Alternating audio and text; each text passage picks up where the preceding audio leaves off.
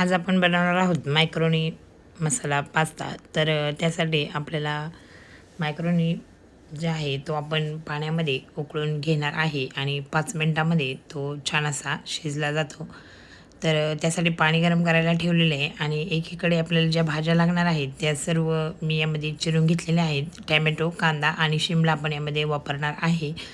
तर पाणी गरम होईपर्यंत भाज्या आपण चिरून घेतलेल्या आहेत आणि त्यानंतर जो पास्ता आहे तो आपण यामध्ये 5-1 मिनटं तरी छान असा शिजवून घेणार आहे.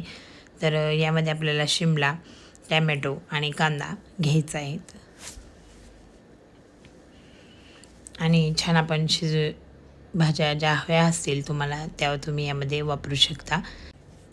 तर यामध्ये आपण स्वीटकॉर्नच्या बिया ज्या आहेत त्यासुद्धा वापरणार आहेत. म्हणजे मकाचे जे कणसाचे बी आहेत ते वापरणार आहेत आणि छान अशी आपण ही खूप छान लागतात त्यामध्ये. त्यामुळं आपण अशी स्वीटकॉर्नची बी जे आहेत ते असं घेतलेलं आहेत आणि आता पाण्यामध्ये मीठ टाकून आणि तेल टाकून छान असं आपण हे शिजवून घेणार आहेत. जे मॅक्रोनी आहेत ते आपण छान असा शिजवून घेणार आहेत आणि छान असा पास्ता आपण तयार करणार आहेत. तर त्यासाठी मी पास्ता मसालासुद्धा वापरणार आहे आणि 5-1 मिनटामध्ये छान अशा शिजून गेलेल्या आहेत आणि आपण ह्या साईडला काढून घेतलेल्या आहेत. पाणी त्यातलं काढून घेतलं आहे आणि आपण आता पास्त्यासाठी फोडणी देणार आहेत.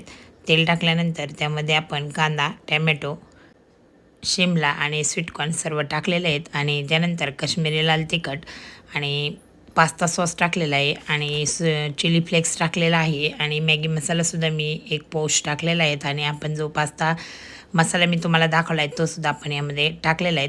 एवढी सारी मसाले आपण यामध्ये टाकलेली आहेत आणि तुम्हाला हवं असेल तर तुम्ही अजूनसुद्धा ॲड करू शकता. आता हे सर्व आपण असे मिक्स करून घ्यायचे आहेत आणि चवीनुसार मीठसुद्धा आपण यामध्ये टाकलेलं आहे.